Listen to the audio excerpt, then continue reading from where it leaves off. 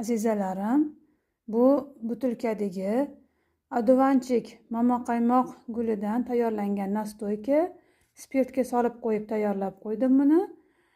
Buni onajonim tavsiya qildilar. Oldingi yil ular ham qilib qo'ygan ekanlar.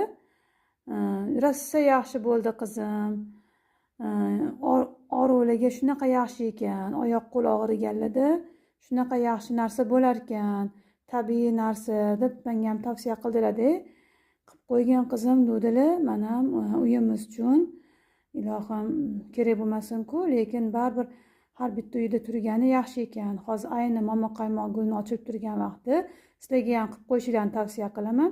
Juda ham foydali narsa ekan bu. O'zi momaqaymoq adovanchik gulini tabobatda ham ildizini, ham gulini jigar tozalashlarda ham ishlatishadi. Mana hozir qo'yib ko'rsataman.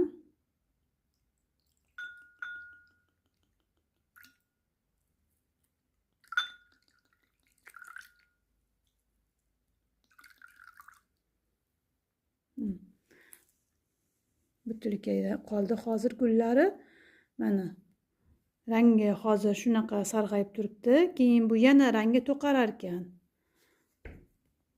Sizlarga ham qilib qo'yishinglarni tavsiya qilaman.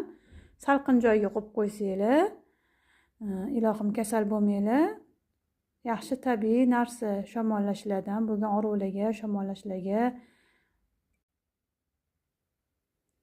Azizalarim, bu butilkadagi adovanchik momaqaymoq gulidan tayyorlangan nastoyka. Spirtga solib qo'yib tayyorlab qo'ydim buni. Buni onajonim tavsiya qildilar. Oldingi yil ular ham qilib qo'ygan ekanlar. Rosa yaxshi bo'ldi qizim. Oruvlarga shunaqa yaxshi ekan. Oyoq qo'l og'riganlarda shunaqa yaxshi narsa bo'lar ekan. Tabiiy narsa deb menga ham tavsiya qildilar-da. Qilib qo'ygan qizim dedilar. Men ham uyimiz uchun ilohim kerak bo'lmasin-ku, lekin baribir har bitta uyda turgani yaxshi ekan. Hozir ayni momaqaymoq gulni ochib turgan vaqti sizlarga ham qilib qo'yishinglarni tavsiya qilaman. Juda ham foydali narsa ekan bu. O'zi momaqaymoq adovanchik gulini tabobatda ham ildizini, ham gulini jigar tozalashlarda ham ishlatishadi. Mana hozir qo'yib ko'rsataman.